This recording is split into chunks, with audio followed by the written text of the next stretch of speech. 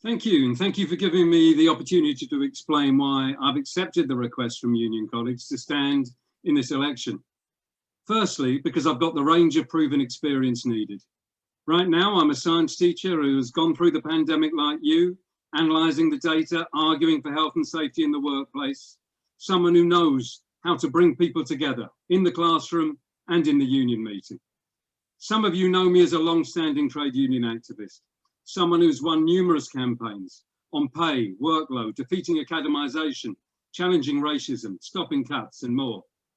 But as a local secretary for over 20 years, I'm also someone who understands the details of pay and conditions, who knows how to put our case to the media, who can build support for our policies from members and the public, and knows what's required to win ballots when we need to. I was an NUT NEC member, someone prepared to listen, but also speak up when I thought a different course was needed, as I am today.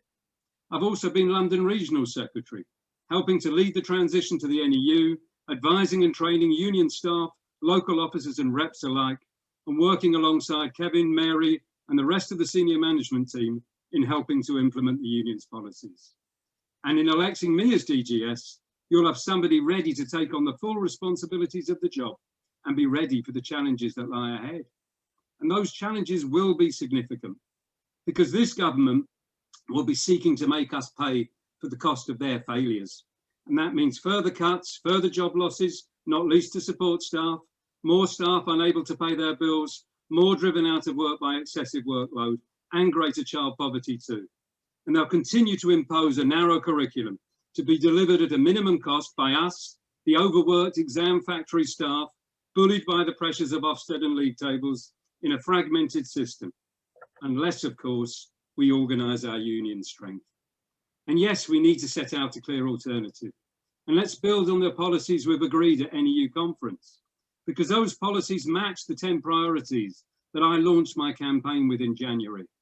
For example, for collective action to protect health and safety, to end excessive workload and the high stakes testing that drives so much of it, to bring unions together to oppose the pay freeze and performance pay, to fund schools and colleges to fully meet needs, to reverse the privatisation of education, not least over agency supply, to lead the battle against discrimination and inequality, both in schools and in our communities, and for a union that recruits, organises and fully represents all educators. But it's not enough to just have policy. Lobbying alone will not succeed, especially now that the Labour front bench also needs convincing.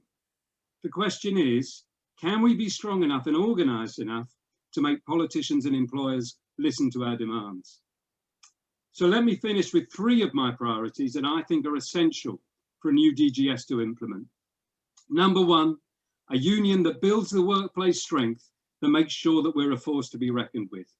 And yes, that means building a strong network of trained, confident workplace reps, but not my network or anyone else's network, but the union's network. And that also needs 2, a union that supports NEU reps and officers to defend members, individually and collectively.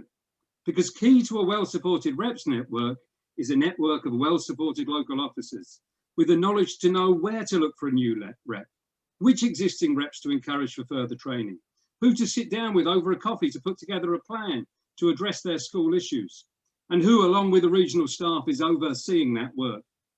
And I also, as DGS, I would insist that we open a full and honest discussion across the union about the pressures of casework and our strategies for supporting branches so that we can find time to prioritise that training and organising. But lastly, I want to stress a demand that I was due to propose at conference, although sadly it was one of the few motions that wasn't reached, and that's for a national contract for all staff.